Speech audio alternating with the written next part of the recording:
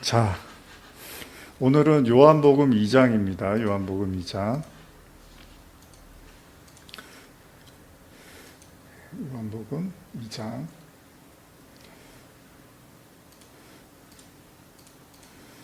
자, 오늘은 성전에 대한 말씀을 좀 같이 나누면서 성전의 의미를 좀 여러분과, 일단은 되게 중요한 주제죠. 우리가 1장에서 빚 나누고 2장에서 혼인잔치를 좀 몇 주에 걸쳐서, 또 성령의 세례, 이런 내용들 중간에 많이 나눴었는데 그 내용들은 저희가 영상으로 남겨두진 않았는데, 오늘 다시 이제 성전에 관한 말씀 나누고, 아마 3장으로 나오면 또 거듭남에 대한 얘기가 나오기 때문에 성령의 거듭남에 대한 이야기를 아마 또 다시 하게 될 거예요. 그래서 그거는 그때 가서 이제 또 얘기를 나누고, 오늘은 요한복음 2장에 있는 이제 성전과 관련된 말씀을 좀 같이 여러분과 나눠보고 싶습니다. 한번 같이 말씀을 한번 읽어볼까요? 요한복음 2장 13절 이하인데요. 같이 한번 천천히 제가 스톱할 때까지 같이 한번 읽어보겠습니다.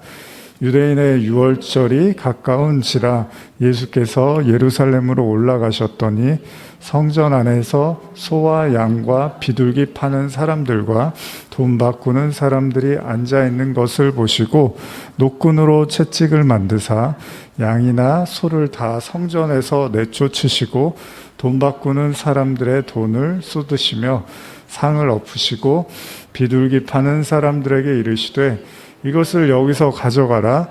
내 아버지의 집으로 장사하는 집을 만들지 말라 하시니. 자, 여기까지 한번 읽어보고요. 오늘은 성전에 관련된 말씀인데, 이제 장사하는 집. 제가 예전에 설교를 이제 요한복음 강의 때도 설교를 했지만, 장사하는 집, 그런 이야기에 대해서 말씀을 이제 나눴던 기억이 있습니다. 예전에 나눴던 말씀들 한번 이제 혹시 기억이 나시는지 모르겠지만요.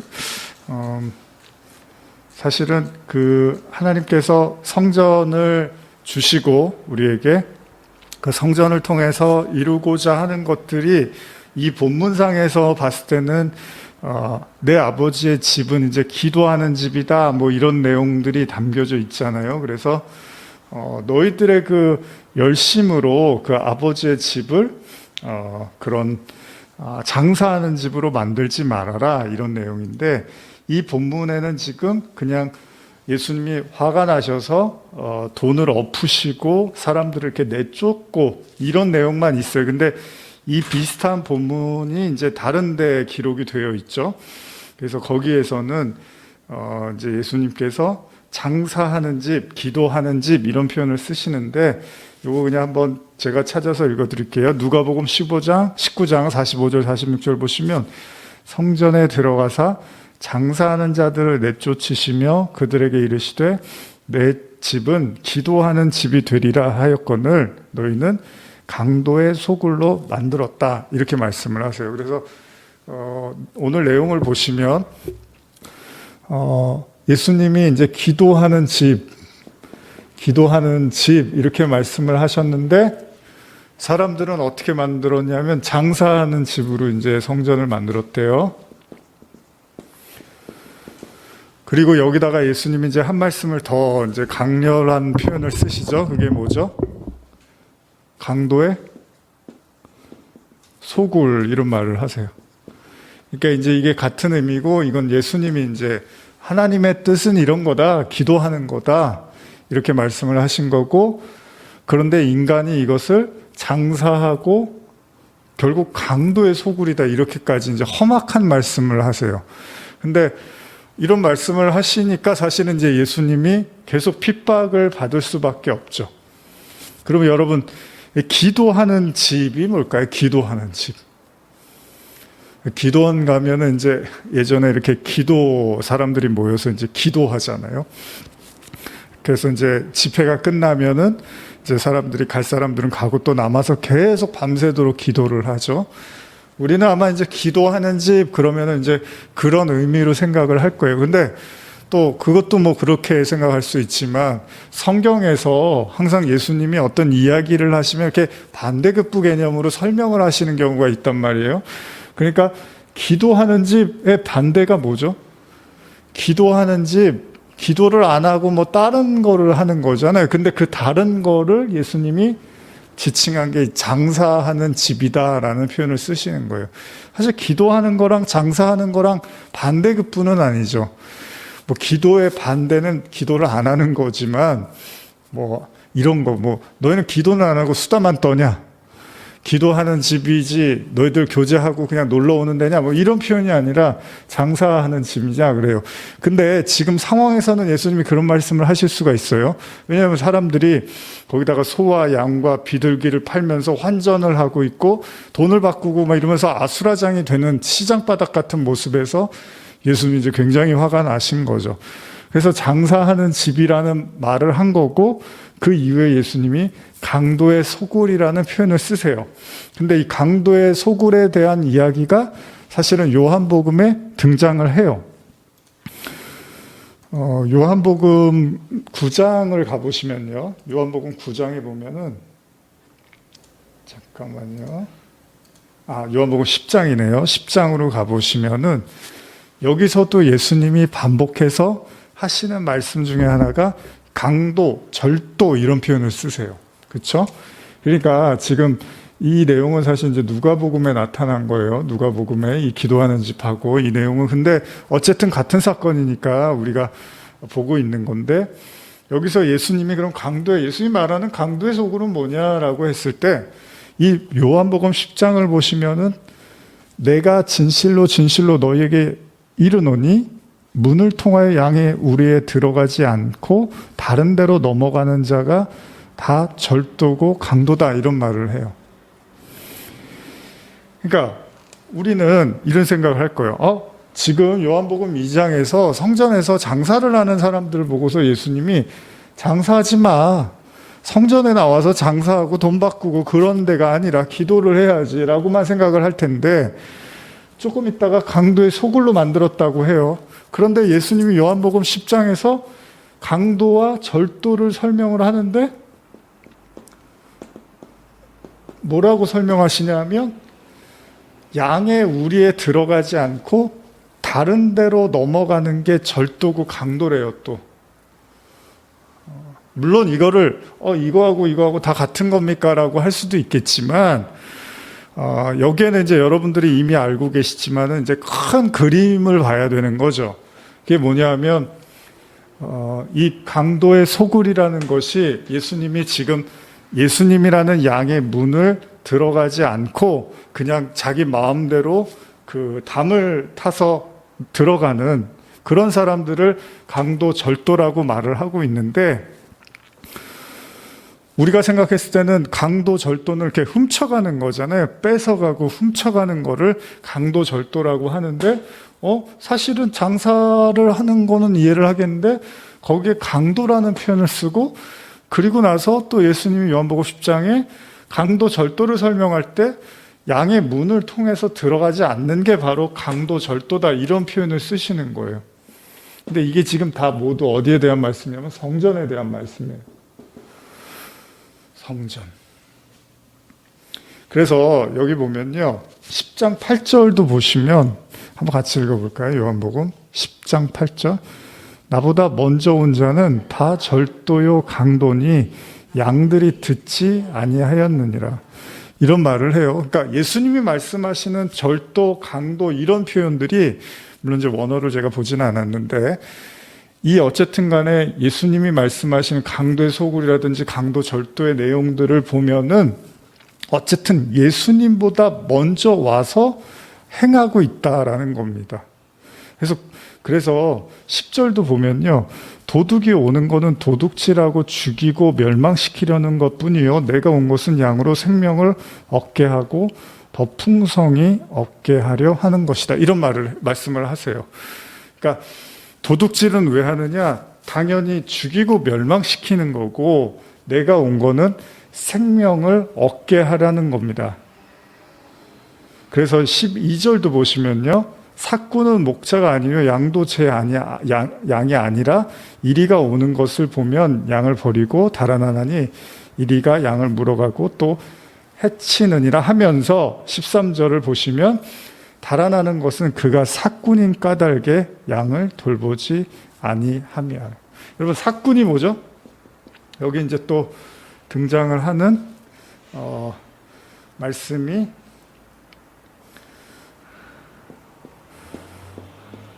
삭군이잖아요. 삭군은 뭐죠? 삭슬 받고 일하는 사람을 얘기하는 거죠. 돈을 받고 일하는 거. 그러니까 장사한다, 강도, 절도, 삭군 이런 이야기들을 종합을 해보면 성전에서 뭐를 한다? 이익을 창출하고 있다라는 얘기를 하시는 거죠. 예수님은 여기서 이익 창출. 그러니까 예수님이 봤을 때는 이제 뭐 철학적인 개념도 있고 여러 가지 큰 의미가 있는데, 교회 갔더니, 성전에 갔더니 사람들이 기도는 뭐예요? 하나님과 우리와의 그 교통이란 말이죠. 그런데 그 교제를 하는 게 아니라 이익을 창출한다는 거예요. 물론 여기서 이제 장사하는 그 소와 양과 비둘기를 바꾸는 것도 거기에서 어쨌든 간에 이익을 보기 위한 거잖아요. 어쨌든 간에. 근데 이제 여기에서 확장된단 말이에요. 예수님의 말씀이 강도의 소굴이고, 강도들은 담을 넘어가는 거예요. 예수의 그 구원을 전하는 것이 아니라 자신들이 원하는 방식의 어떤 구원을 말한다라는 거, 거짓된 복음을 이야기한다는 거잖아요. 여기는 거짓 복음을 말한다는 거잖아요. 근데 그게 결국은 왜 거짓된 복음을 말하느냐, 왜 예수라는 하나님의 어린 양에 대해서 또 하나님의 은혜와 진짜 구원을 말씀을 안 하고 왜 거짓된 복음을 하냐 하면 이익을 창출하기 위한다는 겁니다. 이익을 창출한다.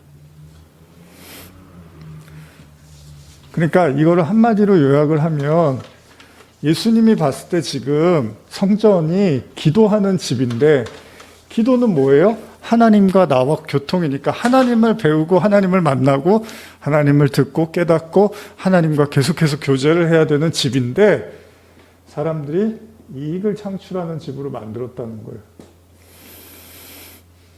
그걸 이제 강도, 뭐 삭군, 그 다음에 또 뭐였죠? 절도, 이런 말을 하고 있는 거죠. 실제로 우리가 십계명에 도적질하지 말라라는 게 있어요. 그렇죠? 남의 물건을 훔치면 안 되잖아요. 근데 예수님이 그 십계명에서 말하고 있는 그 절도, 도적질 이런 거를 이 성전의 개념으로 갖다 붙이고 있어요. 어떤 의미에서는. 그렇죠? 그러면 도적질이 뭐죠? 남의 물건을 훔쳤어요. 그래서 그거를 내가 돈으로 바꿔서 돈으로 갖던지 내가 쓰던지 하는 거잖아요. 그럼 이제 좀 더 명확해진 거예요. 예수님이 지금 굉장히 화를 내신 이유는 이 성전이라는 거를 자기의 방식으로 갖다가 써버렸다라는 거잖아요. 인간이 원하는 방식으로 갖다가 쓰고 있다라는 거예요. 이 성전을, 교회를. 지금으로 말하면 교회잖아요. 교회. 근데 성전은 뭐 하는 데다? 기도하는 집이다. 이게 여러분과 제가 뭐 오늘도 참 많은 일들 우리 겪으셨잖아요. 지금 개인적으로도 힘드신 일들이 많고. 근데 저도 이제 오늘 하루 종일 기도하고 뭐 많은 생각들을 하고 그랬는데, 어쨌든 우리가 하나님밖에는 의지할 분이 없어요. 모든 상황 속에서. 그리고 우리가 할 수 있는 것도 그렇게 많지 않아요. 그래서 이런 현실 속에서 진짜 그냥 하나님께 다 맡기는 것이 우리가 할 수 있는 최선이겠죠. 그러기 위해서는 우리가 복음도 제대로 분명하게 알 것은 알아야 될 필요가 있겠다. 말씀도 그렇고요. 제가 그런 생각을 해요. 좀 복음을 조금 더 이렇게 쉽게 전해서 많은 사람들에게 이렇게 좀 설득력이 있도록, 그런 생각으로 좀 오랫동안 요즘 최근에 설교를 했었는데, 그런 생각이 들더라고요. 설득력 있는 복음도 중요할 수 있겠지만은 복음 자체를 분명하게 얘기할 필요도 있겠구나. 사람들이 복음의 능력이나 가치에 대해서 많이 이렇게 힘을 잃어가는 이유가 자꾸 설득력 있는 복음을 원해서 뭔가 보편적이고 누구나 다 동의할 수 있고 설득되어질 수 있는 그런 이야기. 근데 사실 성경이 꼭 그런 것만은 아니란 말이죠. 그래서 저나 여러분이나 알고 있는 복음이 더 명확해질 필요가 있겠다, 이런 생각을 좀 해보면서 오늘 이 이야기를 나누고 있는데, 오늘날도 그렇지만 이 당시도 그렇고요. 성전을 기도하는 집이 아니라 인간이 원하는 방식으로 이익을 창출해내는 공간으로서 성전을 이해하고 있다라는 겁니다. 그래서 예수님이 그거를 다 쓸어버리는 거죠. 이 내용이 우리가 예전에 제가 여러분과 이 본문 나누면서 나눴던 건데, 사도행전 8장 9절 에서 13절 한번 가볼까요? 사도행전 8장 9절에서 13절입니다. 여기 보시면 한번 같이 읽어볼까요? 9절에서 13절 시작.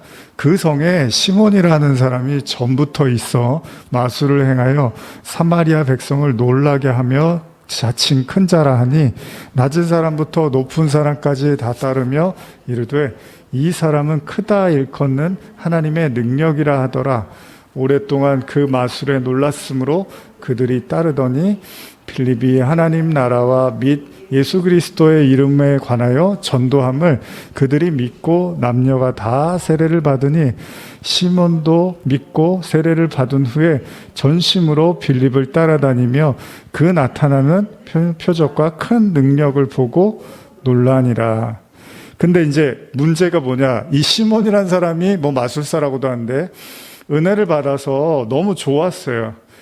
그런데 18절에 보면 17, 18절에 제가 이렇게 이에 두 사도가 그들에게 안수하며 성령을 받는다. 성령이 임하는 걸 보더니 시몬이 18절 시몬이 사도들의 안수로 성령 받는 거를 보고 돈을 들여 이르되 이 권능이 내게도 주어 누구든지 내가 안수하는 사람은 성령을 받게 하여 주소서 하니, 20절 읽어볼까요? 시작.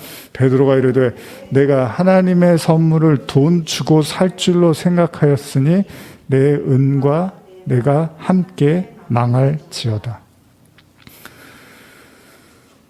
이 아나니와 삽비라 얘기 사도행전 5장인가요? 거기에는 오히려 이제 돈 가지고 속여갖고 문제가 됐는데, 여기는 그 시몬이라는 사람이 사도들이 성령을 이렇게 안수했는데 성령이 임하니까 저거 나도 하고 싶습니다. 그러면서 이제 돈을 주는 거예요, 돈을. 그 시몬이 마술사라고 하죠. 시몬이 이제 돈을 준다고 하니까 갑자기 베드로가 네가 하나님의 선물을 돈으로 주고 사는 줄 알았니? 너는 큰일 났구나. 네 은과 함께 망할지어다, 이런다고. 사도들이 원하지 않았어요.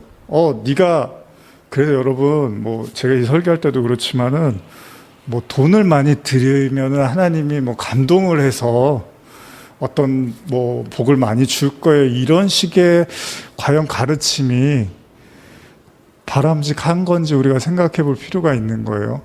이게 지금 분명히 베드로가 얘기를 해요. 베드로가 하나님의 선물을 돈을 주고 사냐? 너는 은과 함께 망할지어다 라고 이야기를 해요. 그러면서 21절에 하나님 앞에서 내 마음이 바르지 못하니 이 도에는 내가 관계된 것도 없고 분깃된 것도 없느니라. 여러분, 이게 무슨 말이냐면, 시몬이 왜 돈을 주고 그 능력을 살라고 했을까요? 왜 그랬을까요? 돈을 받고 산다는 건 돈을 벌려고 하는 의도가 있을 수 있겠죠. 그러니까 시몬은 결국은 돈을 가지고 그거를 사서 그 능력으로, 또 왜냐하면 성령을 돈으로 산다고 생각을 했으니까, 그러면 나도 그 능력이 있으면 누군가 나한테 돈을 주거나 나한테 어떤 이익을 주면은 나도 그 일들을 할 수 있겠다고 생각을 한 거죠. 결국은 돈으로 해석을 한 거예요. 하나님의 거를 돈으로 이해하고 있었던 거죠. 이제 베드로가 너는 망한다라고 해요. 그러면 이제 다시 우리가 성전에 대한 이야기로 돌아와서 예수님은 중요한 말씀을 하세요. 다시 우리 성전은 기도하는 데야. 근데 잘못된 사람들은 성전을 이익을 창출하는 곳으로 보고 있다는 겁니다. 그렇다고 해서 우리가 이미 알고 있지만 당시 유대인들이 정말로 돈을 막 좋아했느냐? 그건 또 아니에요. 11조도 잘했고 또 남들한테 많이 이웃에게 베풀기도 했단 말이에요. 근데도 불구하고 예수님이 이 유대인들 향해서 너희들은 돈을 너무 사랑한다. 그래서 돈과 하나님을 겸하여 섬기지 못해 재물과 하나님 이런 표현을 쓴단 말이에요. 그러면 이제 여기서 말하는 이익 창출이라는 거는 단순한 돈만을 말하는 건 아니라는 겁니다. 이제 사람들이 가끔 그런 말들을 해요. 교회를 자아 실현의 장으로 알고 있는 사람들이 많은 것 같다. 자아 실현의 장. 그러니까 교회에 와서 하나님을 만나고 하나님을 구하고 하나님에 대해서 얘기하고 나누고 교제하고 그게 목적이 아니라 교회에 와갖고 자기를 이렇게 실현해 나가는 거예요. 내가 밖에서 이런 사람이고 내가 이러이러한 어떤 지식이 있고 이런 내가 꿈이 있고 이러면서 교회 안에서 자기를 이렇게 드러내기 위한 장으로서 성전을 이해한다는 거죠. 근데 그게 또 틀린 말이 아닌 게 이 이익 창출이라는 거는 여러 가지가 다 있는데 이걸 한마디로 뭐라 하면 의라고 한단 말이에요. 의. 그러니까 이런 거예요. 예수님이 말씀하시는 성전이 기도고 아까 강도, 구렬, 소굴, 또 삭군 이런 모든 얘기는 양의 문으로 들어오지 않는 사람들에 대한 이야기니까 쉽게 설명하면 이제 예수님의 의와 그리고 자기 의와의 이 충돌이라는 거죠. 이 성전이. 그래서 교회를 와서 우리가 그리스도의 의를 발견하고 하나님의 의를 배워가는 곳인데 잘못된 성전에 대한 이해는 자기 의를 쌓는 곳으로서의 교회를 이해하고 있다는 겁니다. 그래서 이 이익이라는 게 단순하게 돈이라든지 어떤 금전적인 거를 물론 그런 경우도 많이 있잖아요. 근데 그것만이 아니라 결국 예수님 말하고 싶은 건 넌 어떻게 하나님의 의를 배우러 교회 와야 되는데 너희들의 의를 쌓기 위해서 교회를 다니는구나. 그게 바로 강도라는 거예요. 강도. 그리고 그것이 바로 도적질이다라고 말을 하는 거죠. 다른 데서도 아니고 교회에 와갖고 자기 의를 교회 성전에 있는 메시지, 가르침, 말씀, 기도, 신앙 이런 거를 자기 의로 차곡차곡 쌓아가니까 그게 바로 강도야. 그게 바로 삭군이야 라고 이야기를 하고 있는 거죠. 자, 여기까지는 어렵지 않은 내용입니다. 이때 예수님이 이제 요한복음 2장으로 가보면 말씀을 하십니다. 뭐라고 말씀하시느냐. 하도 이제 사람들이 예수님이 하는 행동이 너무 기괴하니까 이제 말을 해요.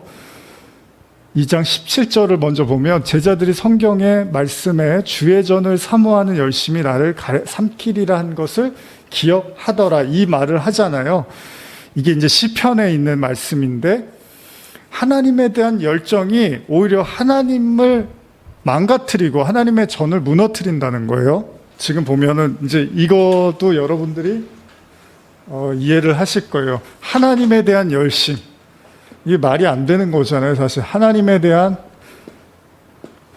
열심이 하나님을 삼켜버린다는 거예요. 무너뜨린다는 거예요. 성전에 대한 것도 마찬가지죠.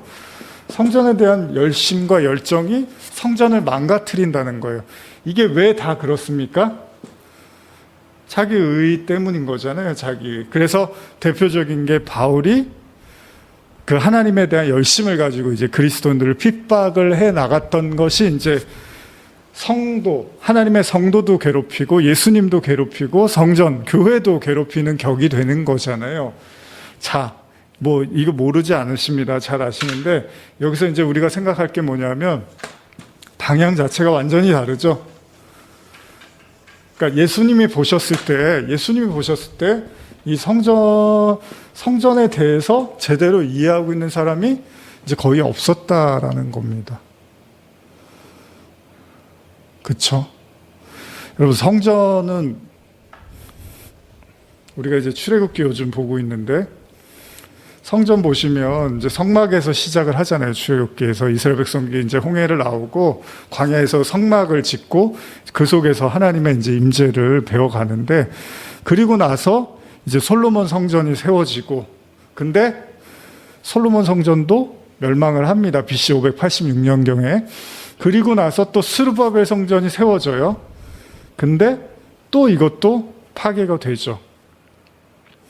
그리고 나서 헤롯 성전도 세워지는데, 이게 이제 예수님이 보고 있었던 거예요. 지금 예수님이 이 성전을 헐라라고 할 때 이 헤롯 성전이 보시면은 BC 20년경에서 AD 64년에 완성됐다고요. 그러니까 84년 정도가 걸린 건데, 헤롯 성전이.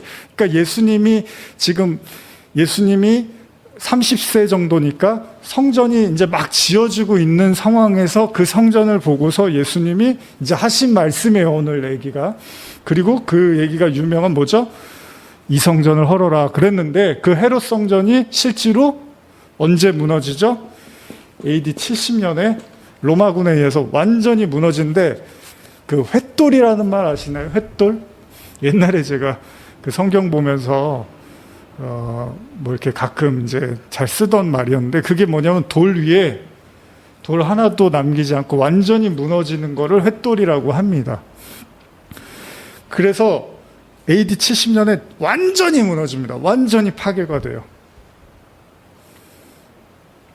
그리고 나서 이제 성전에 대해서 여러분들 이제 성경이 또 기록하는 게 에스겔 보면 성전에 대한 얘기가 나와요.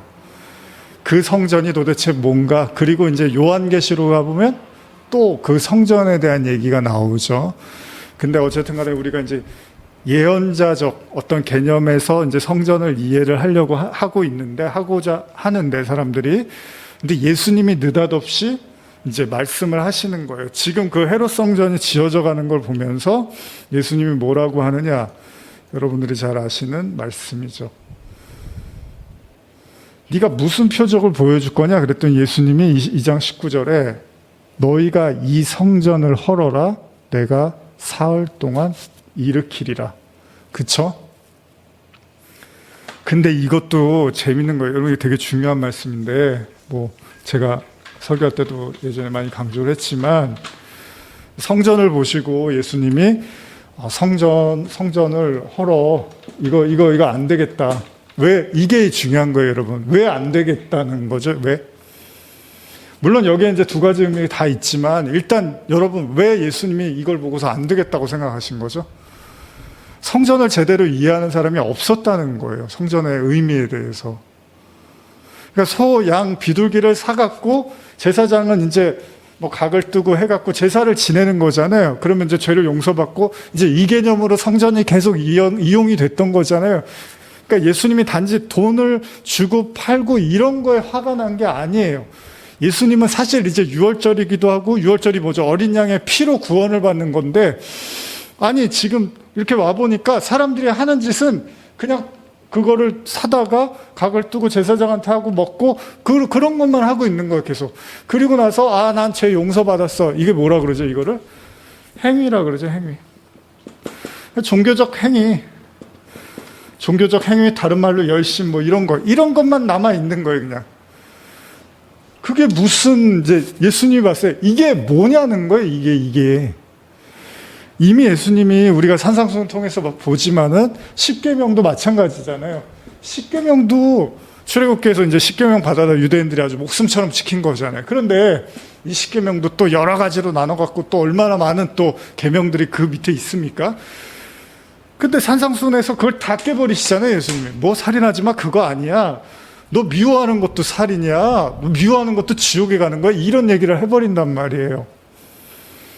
간음하지 마. 속으로 간음했어도 간음이야. 이 십계명을 완전히 박살을 내버려요. 왜요? 똑같은 거예요. 성전도 잘못 이해하고 있으면 깨트려 버려야 된다는 거예요. 깨야 된다는 거예요, 이거. 성막 때도 그렇고 성전 때도 그렇고 얘기를, 하나님의 말씀을 다 잘못 알고 있어요. 어떻게? 이익 창출로. 근데 이익 창출 좋은데 이 이익 창출이 뭐예요? 우리는 이제 알죠? 자기 의를 쌓아서 자기 의를 만들어내서 구원으로 가는 길로 자기가 성전을 갖다 써버리는 거예요. 예수님이 안 되겠다, 저거는 그냥 없애버려라, 이제 이렇게 말씀. 물론 그 성전이 그 눈에 보이는 성전만은 아니었어요. 그 본문이 중요한 거죠. 21절이 한번 읽어볼까요? 시작. 그러나 예수는 성전된 자기 육체를 가리켜 말씀하신 것이요. 이게 되게 중요한 거예요, 사실. 그러면 제가 예전에 프랑스에 있을 때 예수님도 성전인데 뭐 이런 얘기 했더니 무슨 소리, 약간 이렇게 뭐 이런 반응이 있었던 사람이 있었는데, 예수님 자기 성전이라고 그러잖아요.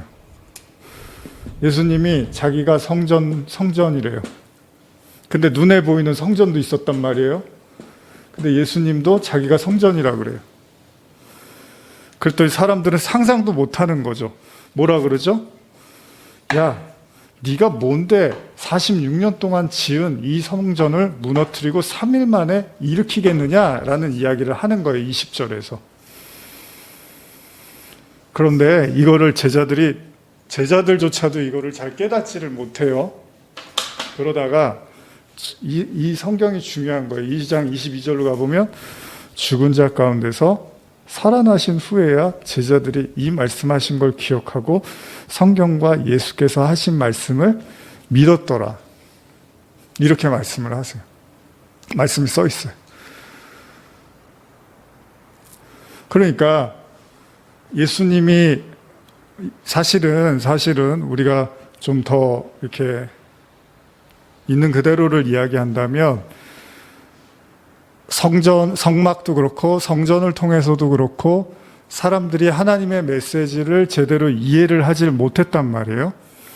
그런데 예수님이 이제 미리 이 요한복음 2장에서 가나의 혼인잔치에서도 사실은 미리 십자가를 언급을 하시잖아요. 마찬가지로 그 다음에 나오는 이 성전과 관련된 얘기에서도 예수님은 뭐라 그러세요? 내가 무너져야겠구나, 이렇게 얘기를 해요. 이 같은 맥락인 거죠. 위에서는 십자가를 언급하시고 밑에서는 성전된 자기 육체를 헐으라고 했으니까 죽는다는 얘기잖아요. 그래, 내가 죽어야지, 이거는 내가 깨져야 되는 거구나 라고 말씀을 하세요. 이게 무슨 이야기입니까? 다. 사실 요한복음 2장의 가나의 혼인잔치도 그렇지만 그 혼인잔치가 포도주가 이제 끊어지면서 잔치가 파해집니다. 잔치가 망해요, 쉽게 말하면. 그런데 예수님이 이제 물을 포도주로 변화시켜 주면서 잔치를 다시 이렇게 일으켜 세우시죠. 근데 그 포도주는 우리는 이제 예수님의 보혈인 걸 알아요. 그럼 이 보혈이라는 건 뭐죠? 예수님의 희생, 죽음을 의미하는 거잖아요. 내가 죽어야지 그 피로 하나님과 너희의 관계가 회복되고 영원한 구원으로 갈 수 있어. 그게 진짜 구원이야 라고 요한복음 2장에 이야기를 하는 거예요. 그리고 나서 그 밑에 붙어있는 성전 정화 사건도 성전으로 설명을 하네요. 성전, 너희는 성전이 뭔지를 모르는구나. 뭔지를 모르니까 너희들은 성전에서 돈이나 바꾸고 그냥 너희의 의나 챙기고 이익이나 챙기면서 강도의 구렬로 만들었구나. 안 되겠다. 이 성전도 무너뜨리자. 그러면서 자기의 육체를 성전이라고 하죠. 자, 내가 죽을 거야, 이제. 예수의 십자가의 죽음을 말씀을 하시는 거예요. 자, 내가 죽을 거야. 여기도 죽음이고 여기도 죽을 거야. 그런데 사흘 만에, 여기 뭐 사흘 동안에 일으키리라 이렇게도 하지만 세 번째라고도 이제 해석을 하는 경우도 있어요. 그러니까 이제 내가 죽고 다시 새로운 성전을 세울 거야, 이런 얘기예요. 그렇죠? 이제 우리가 예전에도 배웠죠. 이제 손으로 짓지 않은 성전이라는 이제 표현도 나오는데, 그 사도행전 7장에 스데반이 이제 설교를 할 때 그런 얘기를 해요. 하나님이 사람의 손으로 지은데 어떻게 들어가실 수 있느냐? 그러면서 너희들은 그 성령의 그 가르침을 이해를 못하는구나, 뭐 이런 얘기를 하는데, 사실 하나님이 사람이 손으로 지은 데 계시는 분이 아니란 말이에요. 그래서 근데 오늘은 이제 여기까지만 하고 다음에 이제 더 얘기를 해야겠지만, 이 요한복음 2장에서 지금 흐르고 있는 예수님의 가르침은 물론 1장도 마찬가지지만 2장에서도 계속 내가 죽어야지만 너희들에게 생명이 가는 거야. 내가 죽어야지만 새로운 성전이 세워지는 거야. 이거는 여러분, 이 예수님이 주체잖아요. 그러니까 예수님이 주체잖아요. 무슨 말이냐면, 사람들이 아무리 뭐 예를 들면 혼인잔치도 그래요. 혼인잔치도 예수님하고, 그러니까 하나님하고 우리가 그 혼인을 하는 거잖아요. 예수님이 뭐 우리 신랑이고 우리가 신부면 우리가 이제 하나가 되는 건데, 이거는 우리가 그렇게 아무리 하려고 해도 예수님이 죽지 않으시면 일어날 수가 없는 일이잖아요. 그러면 이 성전도 마찬가지입니다. 성전도 그래, 이 성전을 너희에게 줬어. 성전 줬는데 전혀 너희가 그 하나님의 뜻을 거기서 배우지를 못하는구나.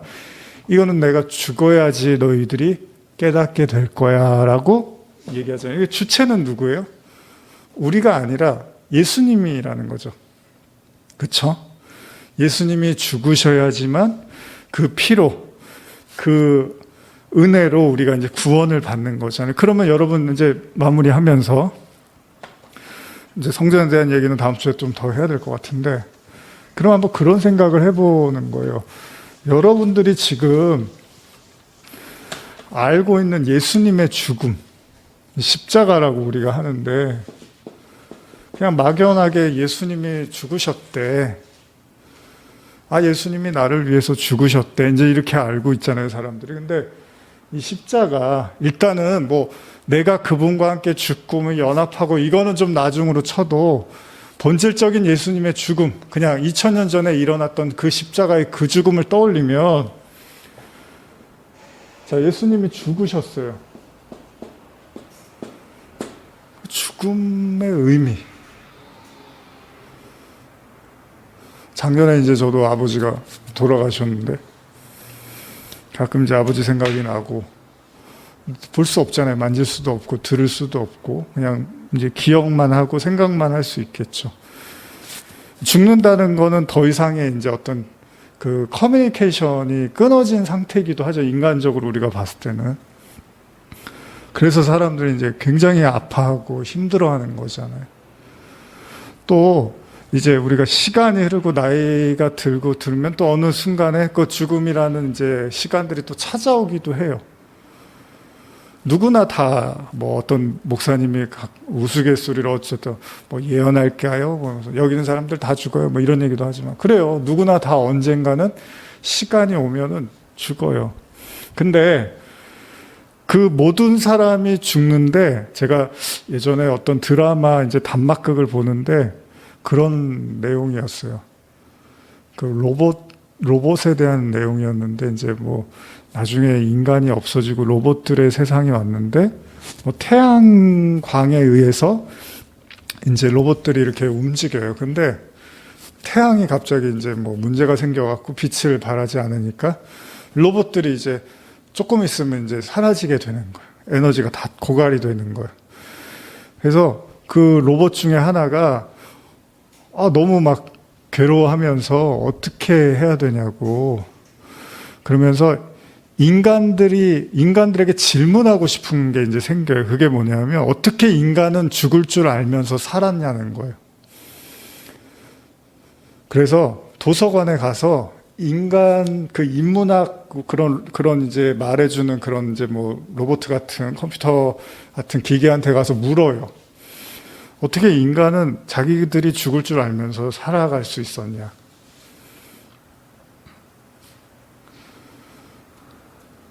그랬더니 대답이 춤을 춰라, 뭐 이런 말을 해. 춤을 춰라.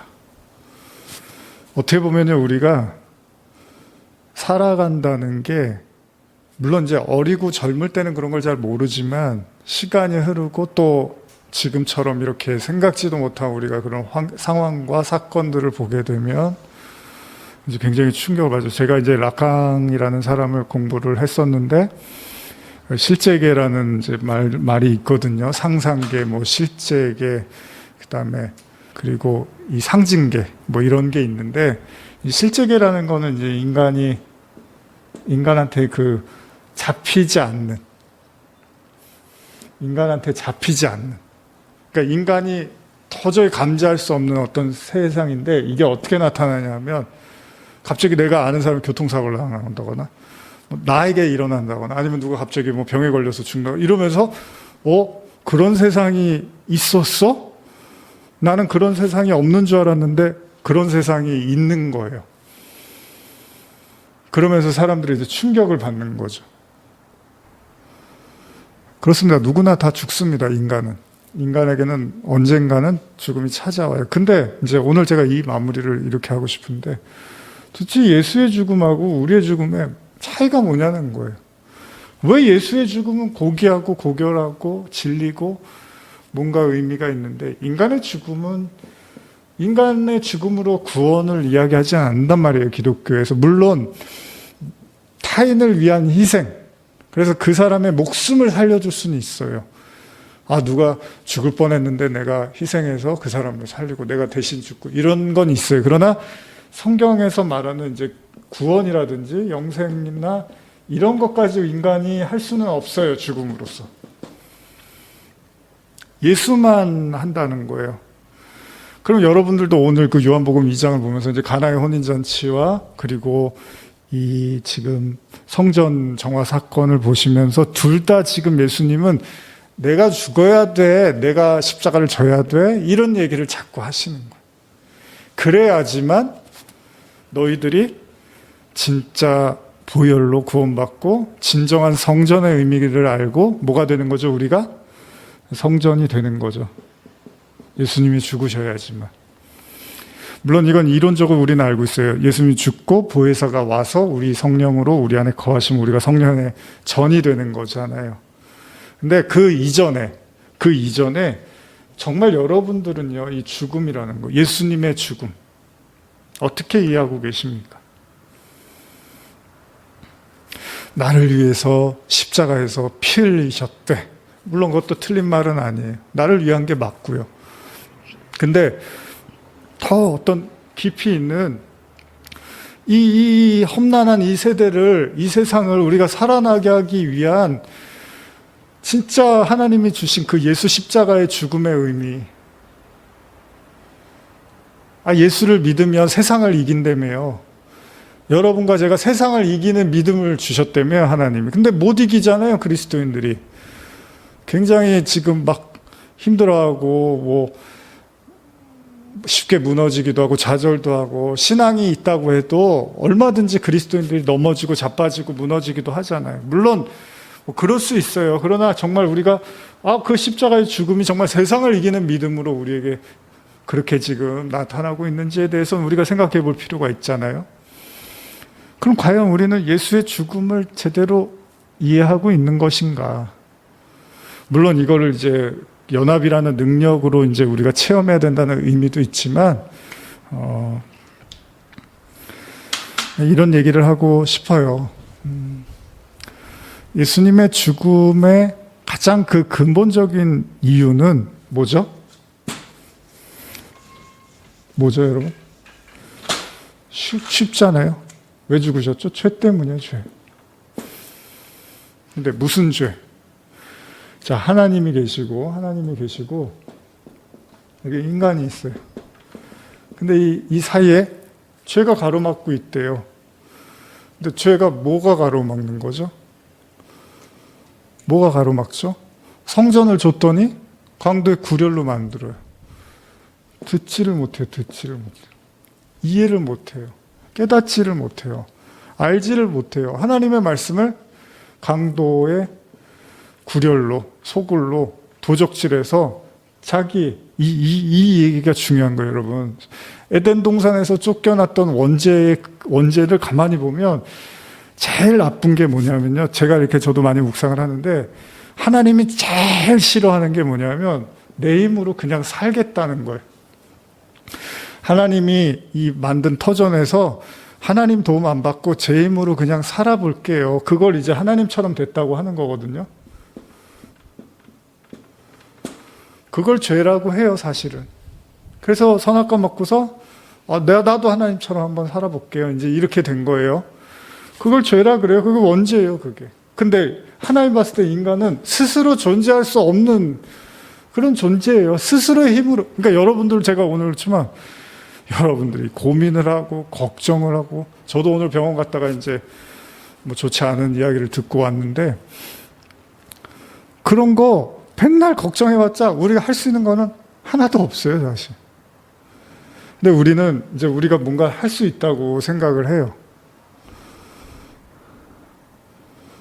근데 사실은 여러분들 가만히 생각해보면 여러분들이 할 수 있는 게 그렇게 많지 않아요. 그래도 내가 돈 벌고 직장 다니고 이러니까 이렇게 사는 거지. 그거요? 여러분들 뭐 어디 아프거나 사고 나고 그러면 그냥 바로 못하게 돼요. 그것도 그냥 하나님이 어떤 상황을 이렇게 보존해 주시고 이끌어가고 어떤 이어가게 해 주실 수도 있는 거죠. 그러니까 여러분과 저는 여기서 뭘 배우냐면 내가 이렇게 스스로의 힘으로 이렇게 서서 살아갈 수 있는 존재가 아니구나라는 걸 이제 사실 배워가는 거거든요. 그래서 예수님이 주체가 돼서 나타나는 거예요, 신약에서. 주체는 너희가 아니라 하나님이야. 근데 그걸 못 알아먹으니까 내가 예수가 하나님의 아들로 이렇게 하나님으로 왔어. 근데도 주체가 되고 싶어 하는 거예요, 인간은. 그래서 성전도 하나님이 주체인데 인간이 주체가 되고 싶어 하는 거죠. 그래서 하나님을 들을 게 아니라 내 얘기를 하고 싶고 내 말을 하고 싶고 내가 원하는 그런 거를 교회에서 막 늘어놓는 거예요, 사람들은. 근데 예수님이 죽으셨어요. 그게 죽어야 된다는 거예요, 그게. 예수님이 하나님인데 인간으로 죽으셨어요. 그 인간이 갖고 있는 그 원죄의 속성, 그거가 죽지 않으면 너희들은 절대 하나님께 나아갈 방법이 없다.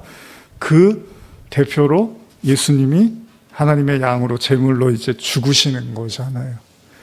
그래서 요한복음 2장에 처음부터 그래, 내가 죽어야 돼. 그리고 그 죽음의 의미를 너희가 알아야지만 진짜 너희가 하나님의 뜻과 가르침을 깨닫게 되는 거지라고 예수님은 성전, 혼인 뭐 이런 얘기하시고 이제 나중에는 거듭남에 대해도 3장에서도 거듭남 얘기하시면서 이제 또 십자가 얘기를 하세요. 인자가 모세가 광야에서 뱀을 든 것처럼 나도 들려야 돼. 그러니까 너희가 주체가 아니라 내가 주체고 내가 죽어서 너희를 살리는 거야. 그러니까 여러분도 오늘 저도 그렇고 우리가 주체가 아닙니다. 그냥 주님이 이렇게 여러분들을 일어나게 하시고 걸어가게 하시고 먹게 하시고 자게 하시고 살게 하시고 그렇게 되는 거예요. 우리가 주체가 아니에요. 근데 성전의 주체를 자꾸 자기로 알고 있으면 그게 강도의 구렬로 만들어 버리는 거예요. 돈 바꾸고 환전하고 이익 창출하고. 그러니까 교회가 하나님 얘기는 안 하고 그냥 사람들 얘기만 하는 거예요. 오늘 여러분들의 그 마음이 그냥 하나님께 다 드려지고 맡겨지고 또 의지하시기를 간절히 원합니다. 기도하시겠습니다. 하나님 아버지,